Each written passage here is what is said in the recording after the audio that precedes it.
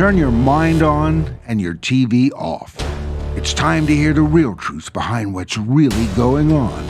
Join Tia Severino, an advocate for truth, freedom, and spiritual growth, as she explores the real story behind what we are made to believe on her show, The People's Truth. In the next hour, you'll be exposed to shocking revelations, to lies you have believed in all your life. Together with her guests, she will unravel the facts behind the current events, health, wellness, faith, justice, and more. As Orwell said, in a time of universal deceit, telling the truth is a revolutionary act. Join the conversation, leave a comment, or call in live 678-495-4345. Don't forget to like, share, and help spread the great message out. And now, here's Tia Severino. Hello, and welcome to The People's Truth, where we dig deep into the issues that are truly affecting our world. I'm your host, Tia Severino, and in this episode, I'm going to be talking with a brave couple who are facing what so many in America are going through right now. And that is the impact of Biden's tyrannical, overreaching mandate that every man, woman, and child in this country participate in the current experiment with an emergency use authorization only gene modification that has caused more death and destruction than all the sticks on the schedule combined over the last 30-plus years. Jessica Vanhille Hart is a former medical professional, a phlebotomist and lab technician who walked away from her career to homeschool her children after SB 277 passed, the bill that removed religious and personal belief exemptions in the state of California. This propelled Jessica into activism on the front lines, battling legislation in favor of mandatory shots for children in California. Like myself, Jessica has been a host for Peeps TV, conducting interviews with people who have stories of injury. And also like me, she is an associate producer of the documentary Vaxxed, The People's Truth. Jessica and her husband, certified anesthesia tech Mike Hart, are currently in the process of relocating to Austin, Texas, where they hope to find a community that better supports their ideals and family values. Mike was recently terminated for refusal to comply with vax mandates and discriminatory mask and testing requirements.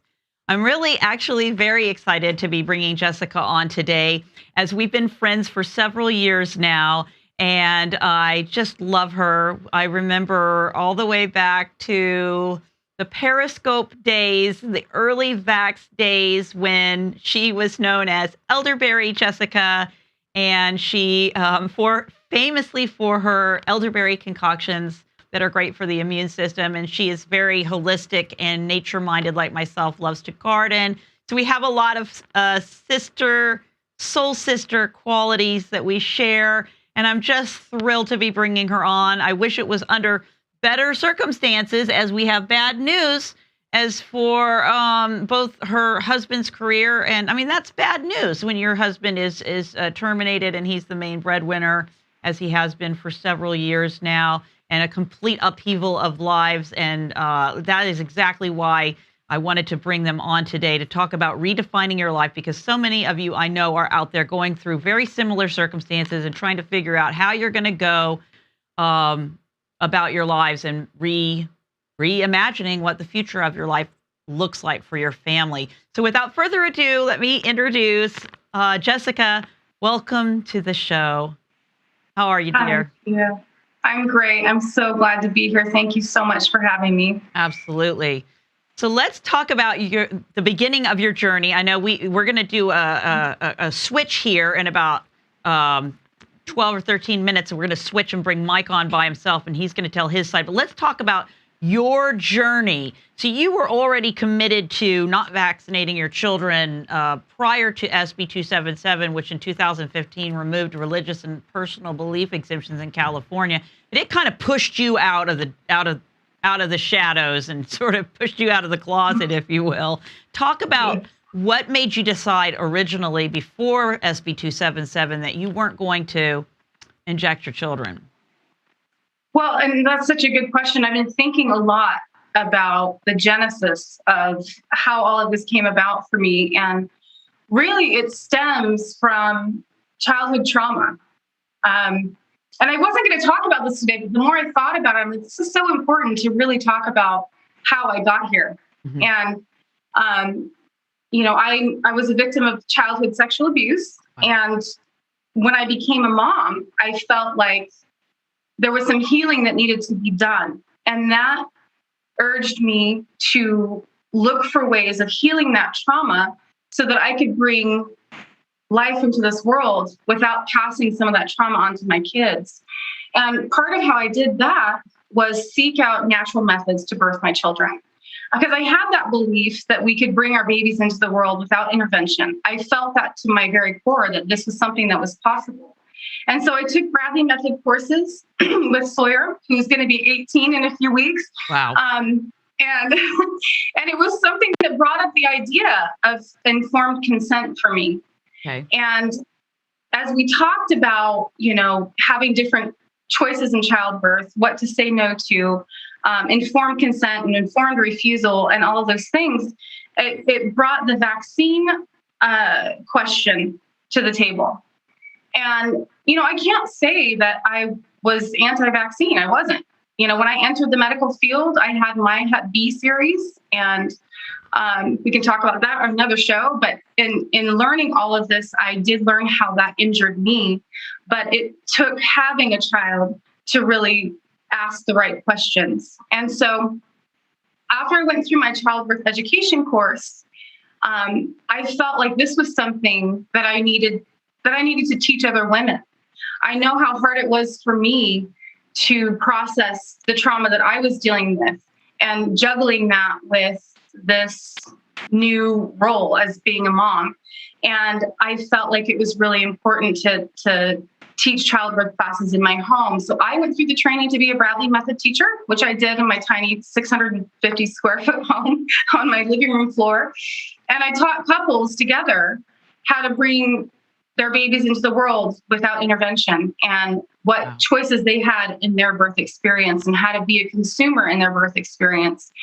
And so it would be really inauthentic of me to not bring up that trauma that really did send me on a path in searching for ways to heal that. And that's where the vaccines came to the forefront. However, I did end up vaccinating Sawyer. He had one Hep B and one DTaP. And it wasn't anything about reactions or anything that got me and helped me realize what was going on there. It was more about how I was someone who knew enough to teach other parents how to ask those questions, and I was still bullied. Mm-hmm. I still was talked into those things. That was what was way more startling to me than anything. And I did work with pressured. You feel you were pressured? Yeah, absolutely. Absolutely. And that fear came up again, that I felt like I'd worked so hard to manage to bring life into the world. You have to get a handle on that fear and have that understanding and that knowledge that your body was made to do that. And I felt like that fear came in again when I was faced with the reality that I was working with bloodborne pathogens. As a phlebotomist and a lab assistant, I was exposed to that all the time. And I had an unfortunate incident where a Hep C positive patient's blood had exploded in my face, in my eyes, all over me. And I felt like the reality of spreading something to my child was real in that moment. And when I took Sawyer in, he was probably 4 or 5 months, I think, I just mentioned that I'd had this incident. And it wasn't even the pediatrician that said anything about it. He was cool. It was the receptionist that said to me, what kind of mom has this exposure every single day and chooses not to vaccinate their child. And so that was my first bad mommy moment where I felt really bullied and that fear took over. And he got one Hep B. And then later I had witnessed a pediatric patient that I had been drawing blood on regularly die from whooping cough. And So that was stuck in my head, that was a real concern and a real fear. So again, I was a mom that taught these other couples about the dangers of vaccines, and I still was coerced into doing that because they played on the fear that is very, very real. So I say that, as vulnerable as it may be for me to admit all of that, I feel like it's important to understand that fear does play a role in so much of this. And they say that we're the ones that are spreading fear, but really it is the doctors, the nurses, the office staff in these facilities where we take our children for well visits, who are creating, and the media and the talking heads. It's 24-hour fear porn. So let's skip forward. You had some bad experiences that caused you to look inward. You did more research, but you were still kind of in the closet, right? You decided, no, I'm not going to keep vaccinating, but you were still working in the medical field. And then let's talk about SB 277, which was passed in 2015, and how that kind of propelled you into the world of activism. And because that's where you kind of come into my story, is right after that, as you got involved with Vaxxed, as I got involved with Vaxxed. Let's talk a little bit about your coming out. Yeah, no, that's it's been fun to kind of reflect on all of that in the last couple of days, knowing that this interview was happening. So SB 277 happened at a time when I was working in two separate hospitals. I was a full-time working mom, and I felt like Mike and I were able to really balance taking care of our kids without having to rely on daycare, because we had our schedules down. I was 4:30 to 12:30. He'd go to work at 1:30 till the evening. And I felt like we really had it dialed in. And, when SB 277 came to the scene, I was just working as hard as I could, but also participating in my kids' education as the garden lady at the school. And so I had my hands in all of these things that I felt like I was still part of their education in some way. And I had this really unfortunate work accident where I was moving our phlebotomy carts. This is when I was at Kaiser. The phlebotomy carts were heavy. They were like 100-pound metal carts, and I was twisting and turning, and it did a number on my SI joint, and I couldn't move. And I had to take some time off work to heal my body. And in that same week, I just remember, I was already embarking on this homeschooling thing with the kids, but I still had in my mind that I was going to be able to balance being a full-time working mom and homeschooling the kids. And I was so physically in so much pain that I had to make the decision. I couldn't juggle all of it. And so I decided to march in and quit my job. And luckily, my husband was on the same page with me and in support of cutting out my income. And so that's when I really felt like getting involved in this, because it was now affecting me personally. And really, that's what it takes for some people, right? It takes you to be personally affected by all of that. And it was at the same time that my dear friend, Rachel Williams, who I adore and love, had reached out to me about being a partner with her and doing interviews for Peeps TV.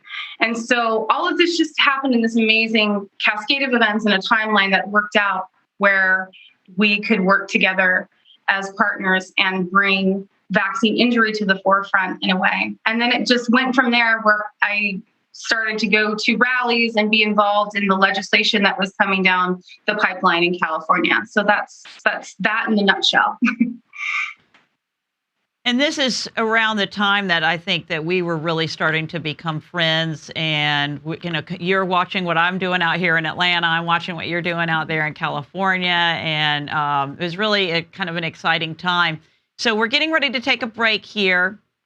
And I'm going to have my producer show your lovely husband, your handsome husband's a picture here as we're going out to break. And when we come back from the break, I'm going to say goodbye to you for about 15 minutes. And I'm going to talk to Mike, and then I'll bring you back in the third segment of the show. So we're going to take a break, and here's Mike coming up on the other side of the break. See you soon.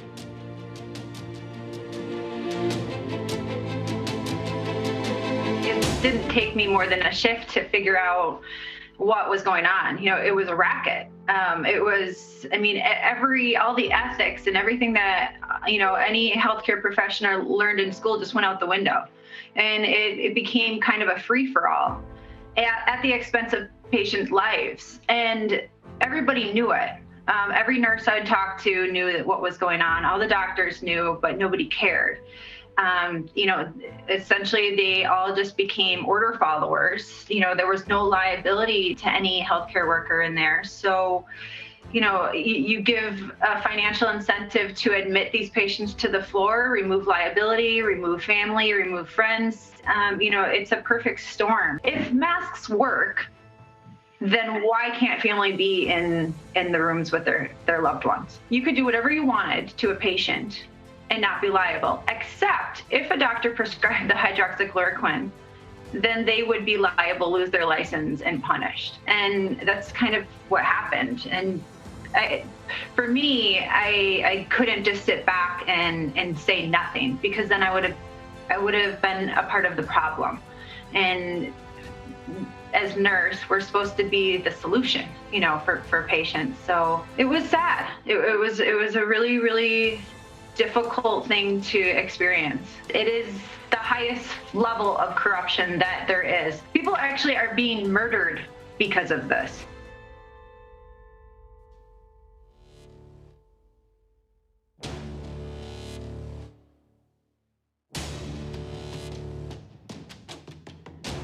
Welcome back to The People's Truth with Tia Severino. Today I'm speaking with the couple, Jessica Vanhille Hart and Mike Hart, about the recent rearrangement of their lives, as Mike is a certified anesthesia tech in Modesto, California, who refused to participate in discriminatory testing. I just want to say, everybody out there that's going through similar circumstances like this, you need to be brave like Mike. Let's take a look at this quick little video of Mike, the walking out of his job just a couple of weeks ago, I believe. Let's take a look at this.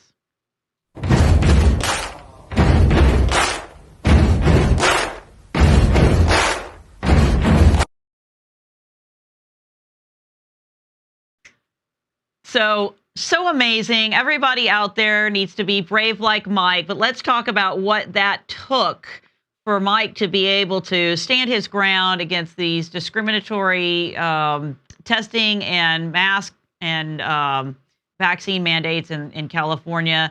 Welcome to the show, Mike. Let's talk about what you guys have been through. I was just talking to your beautiful wife, Jessica, and she was telling me a little bit about kind of your journey as a family.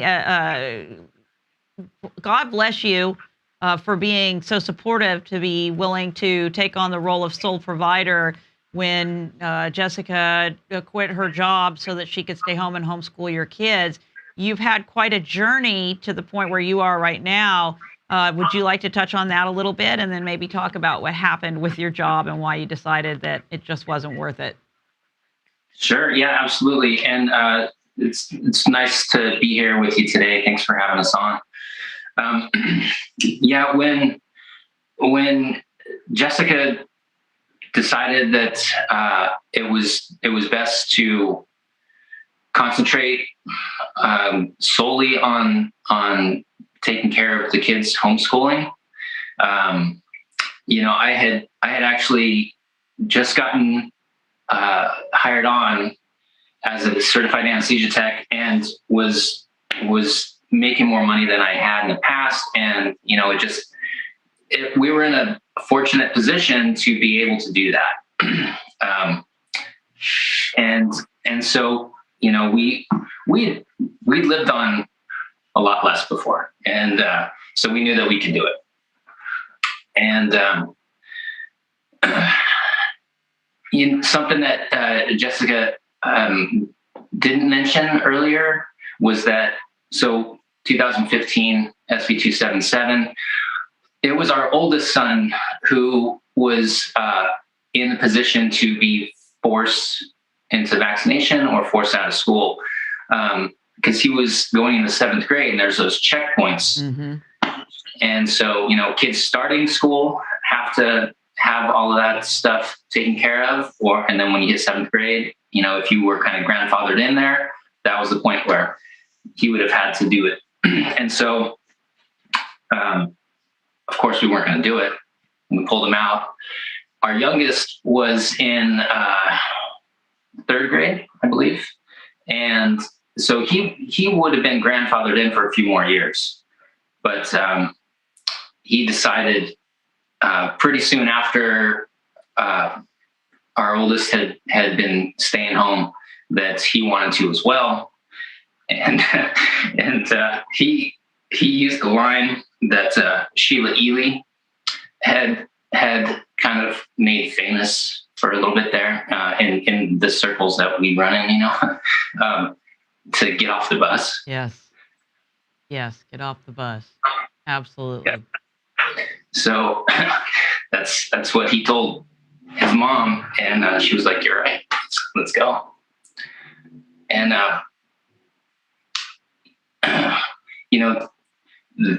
choosing to homeschool those boys was among the best decisions that we ever made for them. And along with learning about the dangers of vaccines. And I'm just really grateful that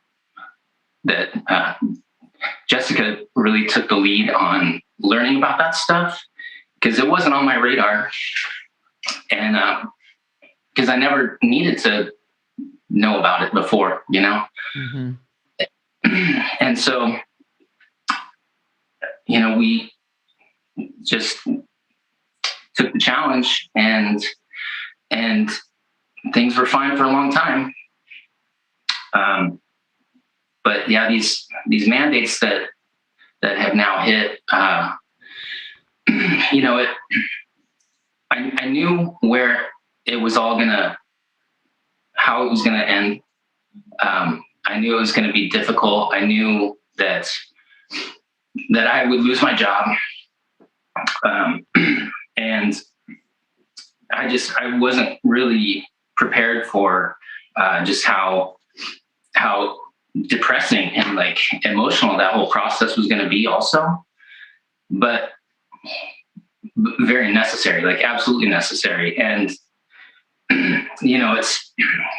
it's one of those things where it was a hard decision, but it was the right one. And those difficult decisions, if your family's well-being is at the heart of it, then it's the right decision. And so I was happy to do it. And also to have the opportunity to really point out the injustice of it all. There was just so many people that are so tied to their paychecks and their identity as, whatever it is that they do. I mean, people's jobs are a big part of their lives, and it's easy to really feel like that's just who you are. And so it was a tough decision, but it's really just opened up a lot of possibilities for us. And one of the reasons that I really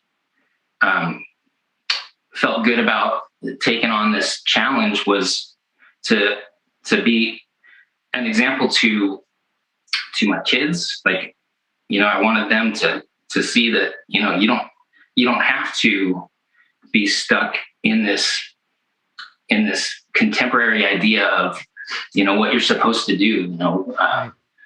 You live in a box, and then you get in another box and drive to the box that you work at. And I like the idea of being able to show them that there's other ways to do things, and you don't have to fall in line with the masses. So let's talk for just a minute about what actually happened with your job. So you're a certified anesthesia tech. the mandates came for the medical institution that you work at, and correct me if I'm wrong, you applied for a religious exemption, and they accepted your religious exemption. Is that correct? No?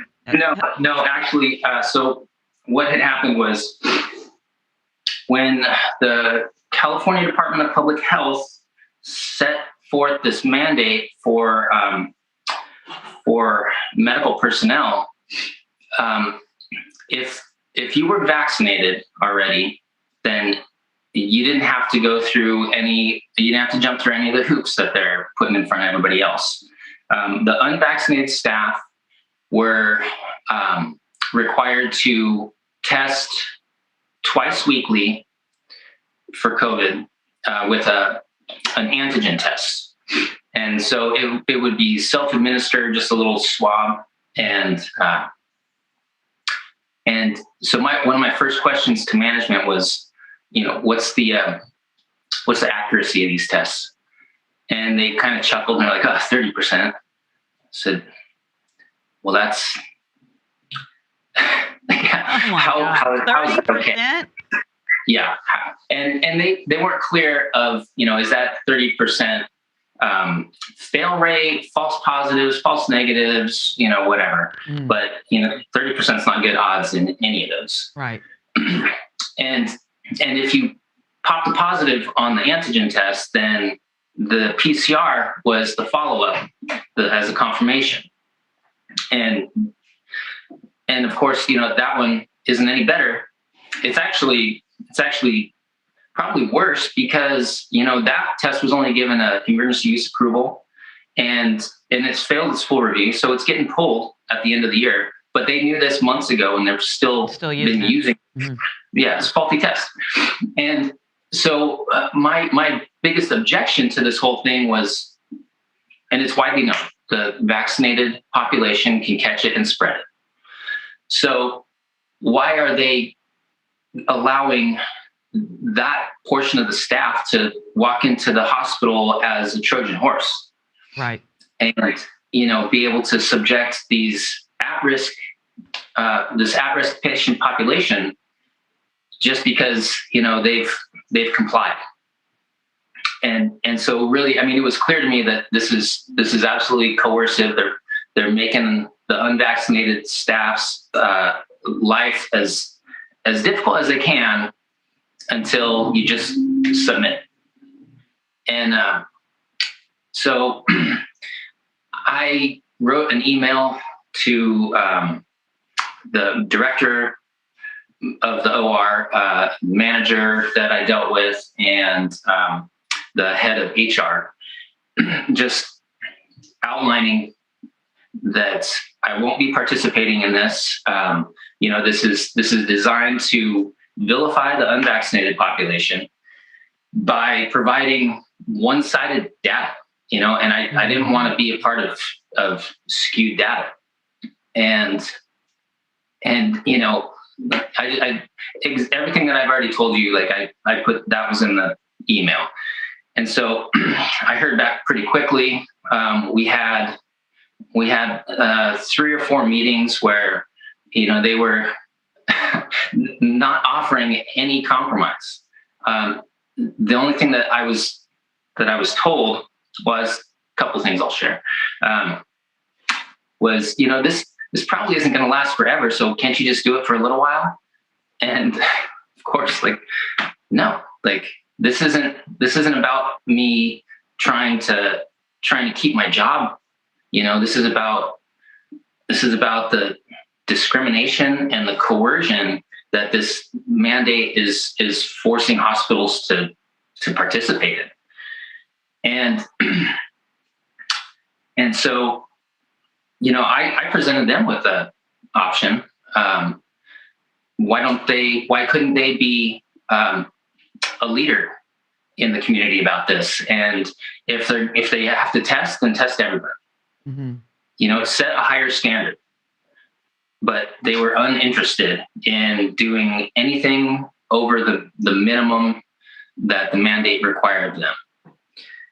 And in confidentiality, one time I was speaking with one of these people that were in these meetings, and was told, nobody's watching you test. Like, you could just you just put the swab in the thing and put your name on it, and like nobody's gonna know.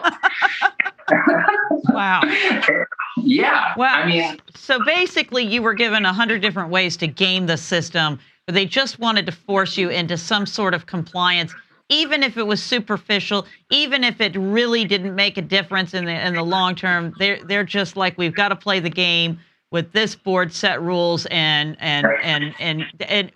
God bless you for being brave and standing up to that. We're going to take a break. And when we come back, we're going to bring your beautiful wife together into the conversation, and we're going to talk about what the future for your family looks like.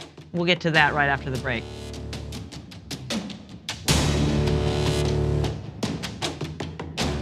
If you cowered in to the vaccine, please come spend a day with parents like me. Just one day, a half a day, and see what we go through with a vaccine-injured child. And when you allow this government to play Russian roulette with that needle, because that's what you're doing. Your genetics only make up 25% of who you are, and there's something that will turn them on. And what I will say is this: genetics may load the gun, but the vaccines pull the trigger. You're going to end up with a child so damaged until the job that you thought you really needed and to sustain your family, you won't be able to work that job because there will be nowhere to send your child. And I will tell you this: what parents must realize, no amount of money that you're going to make working anywhere will be worth the injection of that needle in your body or your child's body. And no amount of money will be worth sending your children into prison camps for your so-called version of the American dream. Whatever that has been, the illusion of the American dream is over. It ended the first week of March when we went on lockdown. Parents have got to be willing to take a stand. It is not up to the Constitution to protect us. That is a piece of paper. It is up to us to protect our constitutional rights, and only we can do it. Amen. As a society.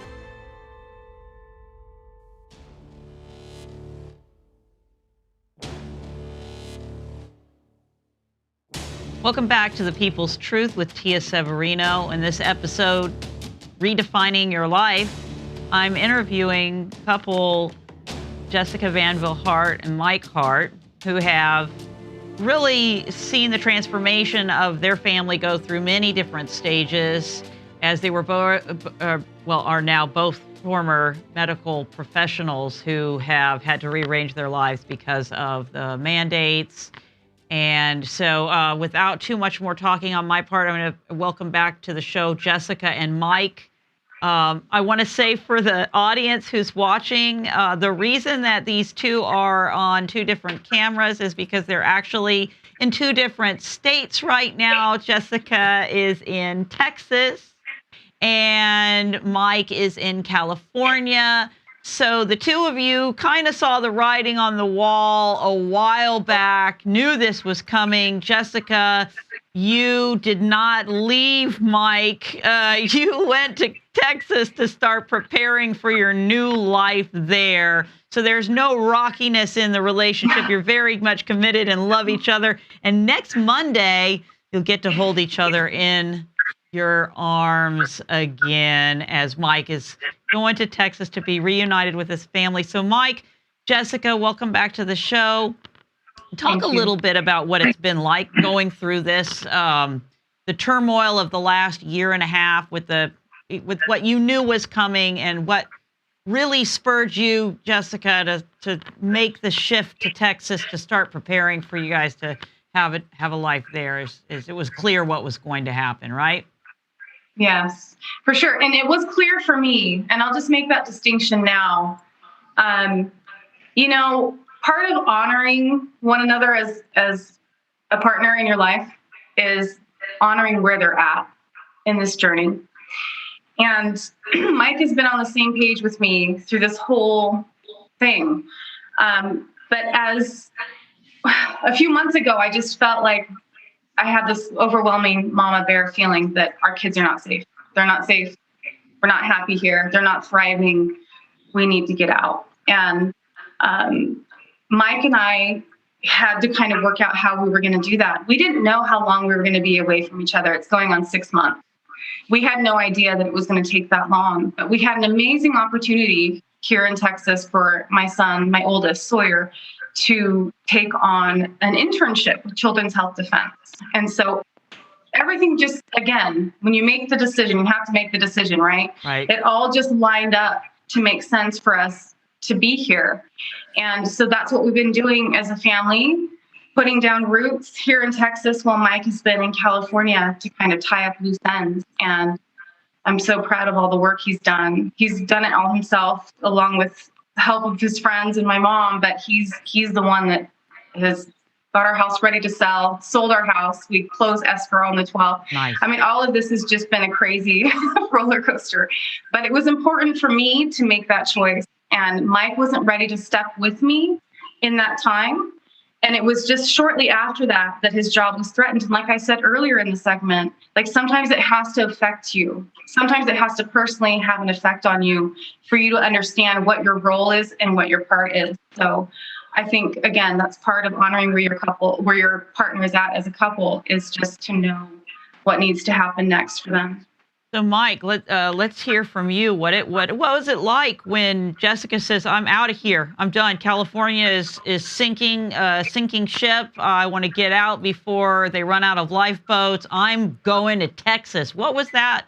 And I'm taking the kids, by the way. What was that like for you? I'm sure that's got to be one of the hardest things that a husband can go through, is to have their beautiful family separated, even if only by space and time. Yeah, and no, absolutely. It honestly wasn't as abrupt as that, though. We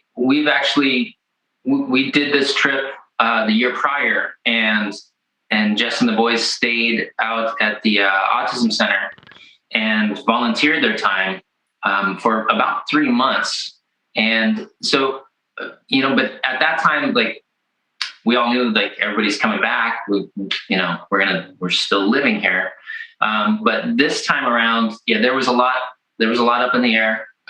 There was a lot of variables, and I wasn't ready to make this huge change. And honestly, like, it felt too big to me at the time. Mm. Sorry, I didn't have my phone on airplane mode. Somebody tried to call me. So it felt like it was too big, and I didn't really know where to even start with it. But once the mandate hit the hospital, it really set the ball rolling for me. And through all of this, there's been it's been a roller coaster, a big range of emotion through all of it. And, one of those is anger. Like, it makes me angry that we're being pushed out of California.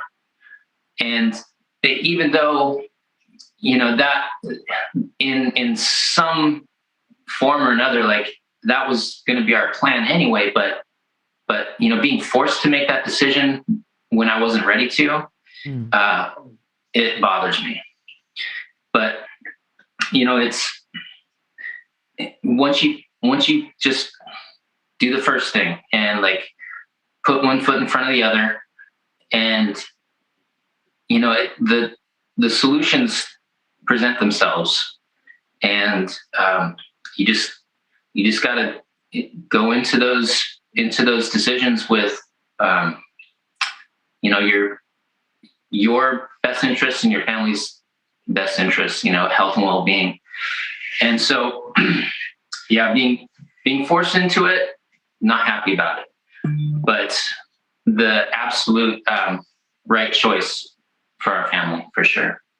I'm sorry about that. I'm sorry, I didn't mean to interrupt, but I wanted to make a point. I just wanted to make a point for a second, that when we take a step out in faith, that we don't always see what God's answer is going to be to our prayers. When we say our prayers, we take our step out, and often we can only see a few feet in front of us, and and it looks like there's a chasm there. But then when you take a step, it's like the floor rises up to meet you. You know, the bridge appears as you take the step. And I love that. That's how God works. He doesn't tell us what the end result is going to be. We have to trust in him, but he never fails. So the two of you talk about what does it look like? What do you think it's going to look like once Mike gets to Texas, as far as going forward with your family living there in Texas? That's a great question. And again, I feel like it is the one step in front of the other. I think it'll be really nice for Mike to have a couple months to just remember what he's good at, remember what he likes to do, because he's been working his ass off for his family for so many years. I think it'll be really nice for him to kind of regroup in a way where he can incorporate homeschooling. Like I can pass that on to him, you know, where he can take the boys out and do music with them, go to the gym with them, do the things that they're really into learning. I think that it's a great opportunity for him to feel his role as a homeschooling parent, because that's solely been my experience. You know, he's been supportive in everything, but I've been doing it solely myself. So I think that it looks like we are just going to take it day by day. And I don't feel that it's right now with the state of the world and with everything going on for us to put down roots anywhere. I think Mike and I are in agreement on getting an RV, some type of mobile home. We have a property here that we are so blessed, by the way. We're so fortunate to have a tribe here already that has been imperative in our journey. Number one, they have been helping us since the day we made that decision. So I think it looks like that, like leaving our options open, having some flexibility and not, you know, overcommitting ourselves to one plan or another, and just being open to what's in front of us. Yeah, I really am looking forward to being able to be like as debt free as possible. Like, that's going to be a big deal, and being able to be like more fluid and, you know, a little nomadic if we need to or want to. Yeah, it's like what I touched on a little bit earlier also, about, you know, people's identity can be so wrapped up in the job that they do. And people are so much more than their job. And it's going to be nice to be able to explore that a little bit again. And let's not forget the most important job that either one of you has is mother and father, husband and wife. And to really have this is a blessing if you look at it. Yes, it's uncomfortable, it's depressing in one sense, but you all are going to be able to reconnect as a family and experience the family in ways that you haven't been able to, because you've been so much in a box of, I've got to go to work and get this paycheck and pay the bills and keep up this, you know, entire, you know, construct that I think is my life. And so a vision for you, a tiny house on wheels where you can just be free and go out and kind of explore the world. We have this beautiful, beautiful country, and hopefully we won't get to the point where we're not allowed to move around the earth cabin at all. You know, that's what they want to do is shut down everything. But it's absolutely wonderful. I'm so excited. I wish I could be a fly on the wall at the reunion, because I know that there's going to be so much intense love expressed as you come back together and you begin this new chapter in your life. We've got to take one more break. When we come back from that break, I asked both of you to come up with 3 each solutions that you could bring to kind of share with others who are going through similar situation, as that is really the case for millions of people across the country and throughout the world as they're being faced with these decisions. Do I comply to keep my job, or do I stand my ground and possibly have to start an entire new chapter of my life? We'll get to that when we come back from the break.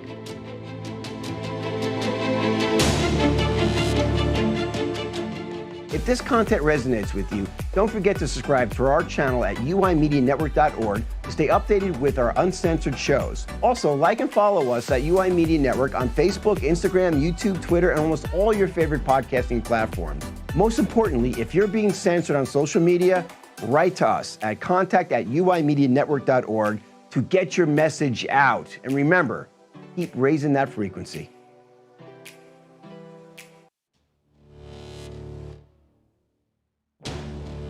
Welcome back to The People's Truth with Tia Severino. Thank you so much for sticking around to watch this episode as we're exploring a very important topic. If you're enjoying this content, you really got to get over to uimedianetwork.org, where you can follow me on there.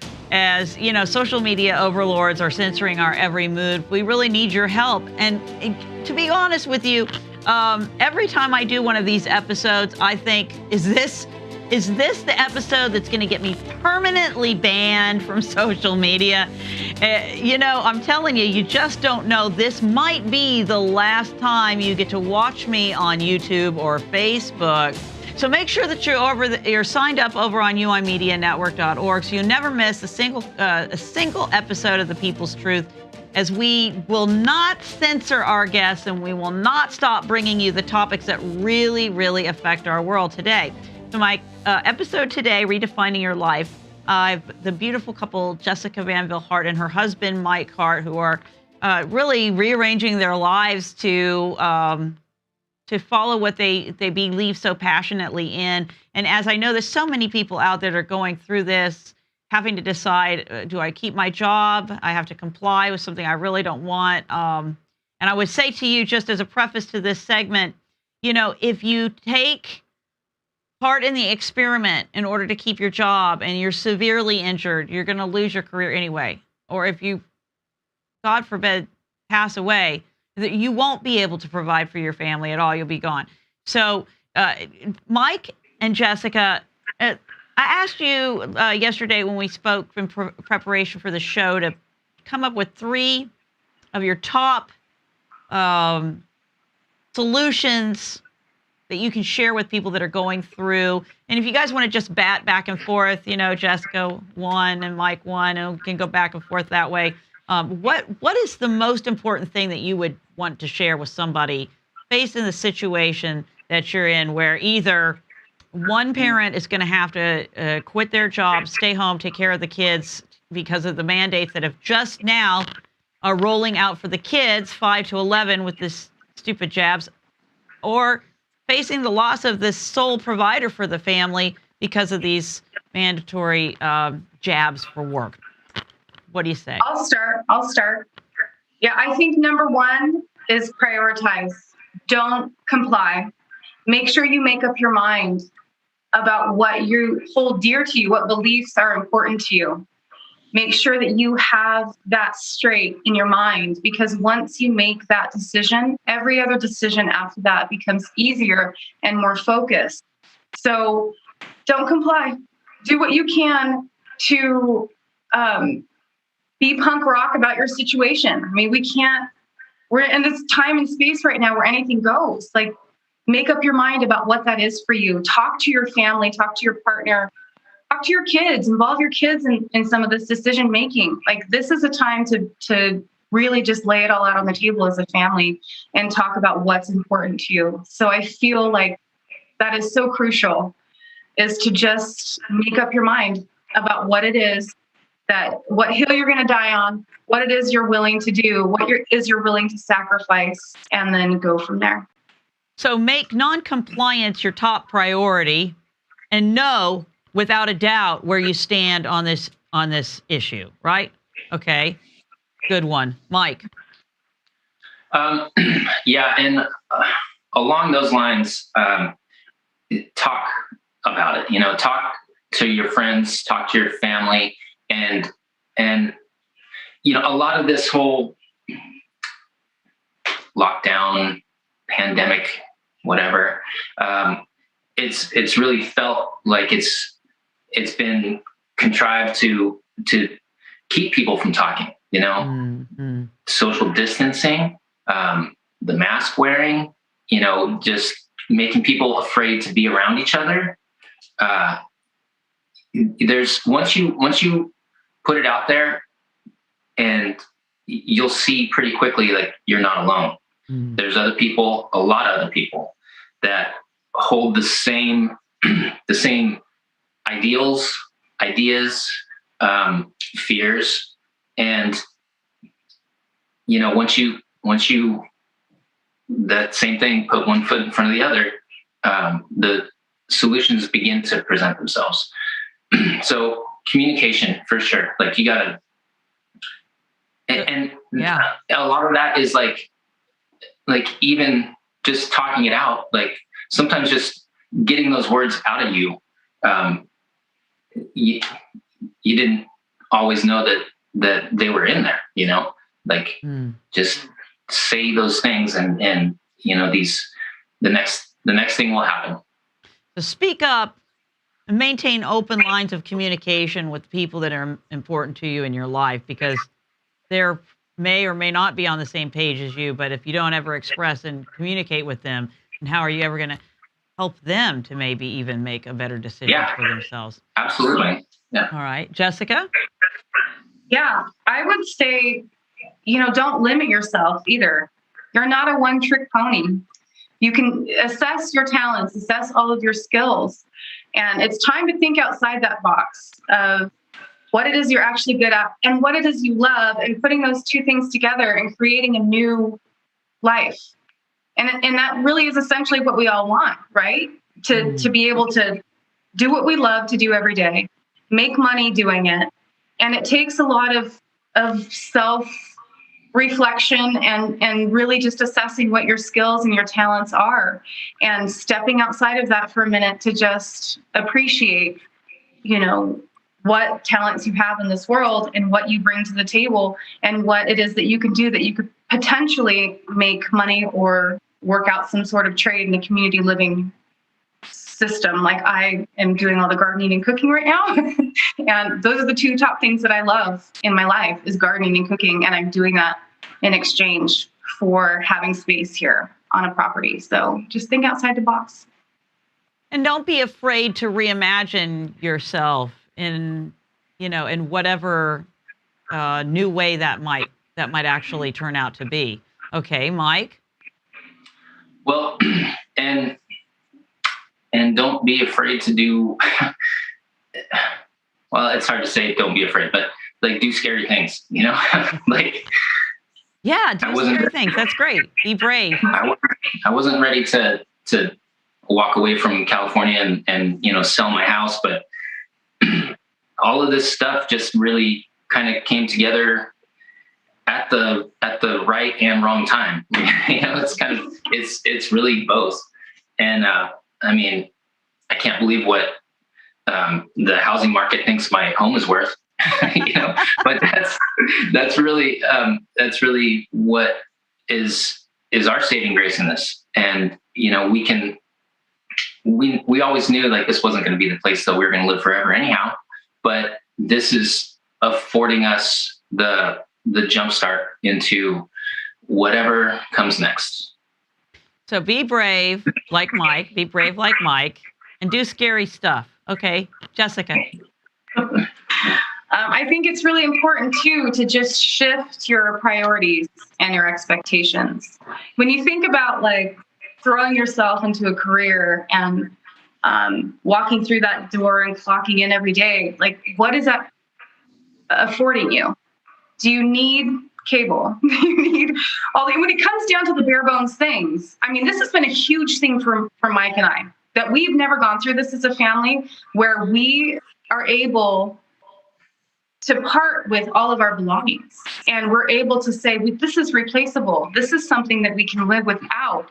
And when you're able to shift your priorities to that place, it's much easier to let go of things that don't serve you, let go of things that you felt like you needed, but now you're in a different place and you don't need. So I think that just having different expectations of what you can live without, and what you're willing to sacrifice as far as comfort for the safety and security of your family, I feel like is a really important mind shift that needs to happen. Don't be afraid to downsize. I think that this is part of the mystique, the charm, and the appeal to those who choose the tiny house living is like, really, what are the core things that really, really matter, that are really, really important, and cut away all the excess stuff, pare it down to the things that really matter. So really find what truly matters and really refine that so that every moment of your life is spent experiencing things that bring you joy. Great. Mike? Yeah, to elaborate on that idea a little bit, this process has it really opened my eyes to just how much stuff we just don't need and is absolutely replaceable. Like it's a bit of a purge, really, and it's freeing. You know, like we're tied down so much with the things that we, that we surround ourselves with for like the instant gratification of like, I want that new thing, whatever. But it's all like so much is just replaceable and unnecessary. And I did have another idea, and I think that, this whole thing is really probably going to spur a lot of new small businesses. I think a lot of people are going to try to find a way to support themselves in that manner. And then, in particular, the federal mandate for the businesses with 100+ employees. If I had a business that had 101 employees, I would start a second business and change that person's job title to like a consultant or something, like there's so many ways that people can work around this. Mm-hmm. And I think people are going to get really creative with it and find ways to not be forced into compliance. Well, I heard somebody say that they were just going to 1099 all their employees. And, there's definitely going to be some creative ways to get around. And we're really going to know, but by the way some of these businesses behave, where their ideals align, and that we as consumers then we should be looking at those companies that are forcing their employees to do this without really and truly a legal mandate, and just take our business elsewhere. We do not need to support those businesses that are really falling lockstep into the socialist Marxist regime, to turn America, and a lot of people think that it's to turn America into a socialist country. I'm here to tell you it's to turn America into a communist country. So beware, and everybody start thinking about voting with your wallets. Take your business away from it. You're upset about the mandates in the schools. Pull your kids out of the school. I've been saying this for years. Take your children, who are your most precious gifts from God, take them out of the state-sponsored indoctrination camps. That's all they are, unless you just want to lose your children to this liberal idealism that just wants to march everybody into this abyss. It was what it feels like. That's just me, my political. I'll keep the political stuff out of that, but that's what it feels like. We're coming up to the end of the show here. I hate to say it, but didn't I tell you before the show it was going to go over? It would be done in a blink. So wonderful to have you guys on. Do you have any last thoughts for our guests or for our viewers before we wrap up the show? How can people support you? Is there any way they can follow you, follow your stories? Well, thank you for asking. Yeah, go ahead, Mike. I want to say thank you to all the people that have put themselves out there to be supportive of me and my family, what we're doing. And it's big, like, and it's like that thing that I mentioned earlier, like once you put those ideas out there, you might think that you're alone until you say it, and then you see the support, and it's been coming from like all sides, and it's really truly been great, and surprising. Like I didn't expect it, like this wasn't this wasn't intended to be, you know, a big publicized, celebrated thing. Like, this was really just about our health and well-being. And honestly, like, I've always had a problem with keeping my mouth shut when I see something that I know is wrong. And so, yeah, I me couldn't too. not do it. We share in that quality. Okay, Jessica, really quick, any last words for our viewers? Yeah, sure. I just want to say that you can do it. Just be brave. Walk away from those institutions that no longer serve you. That means homeschool your kids. That means walk away from a job that's going to mandate some bullshit on your family. It means being brave and stepping up and pulling something out of you that you didn't know was there. And once you make that choice, everything will open up for you. So continue with that idea that you're going to be in support of your family in the right ways, and that you can do this. And reach out to me, reach out to Mike if you need a little pep talk or if you need a little help in making sense of all of this, because we're all in this crazy world right now dealing with this in our own way, and you're not alone. Absolutely not alone. So thank you again to you. You are both on Facebook. Are you on Instagram or any other platforms you want to quickly? Sure. I'm Jessica Vanhille Hart on Facebook and Jessica Vanhille Hart on Instagram. Those are the easiest ways to follow me. And Mike, you're on Facebook. Yeah, Facebook, Instagram, Twitter. I think it's just Mike Hart. Wonderful. Well, we love you, and we really appreciate, and I'm just so happy that you guys are going to be together next Monday again to reunite the family. And God bless you and keep you in your journey into this new world where you are redefining your life. Everybody, come back, catch me in another 2 weeks with another episode of The People's Truth. You're not going to want to miss the next episode. It's going to be mind-blowing, just like this one. Catch me on uimedianetwork.org. Whoa. My mind has officially been blown wide open. As yours? Keep sharing the show and join us in our mission to educate the world with uncensored truth. As they say, together we are stronger, our voices louder, and the synergy of our actions more powerful. If you have any comments or questions for Tia and her guests, send us an email at contact@uimedianetwork.org. Until then, stay safe, stay tuned. The UI Media Network and its associates take no responsibility for the opinions and statements made by the talk show hosts or their guests.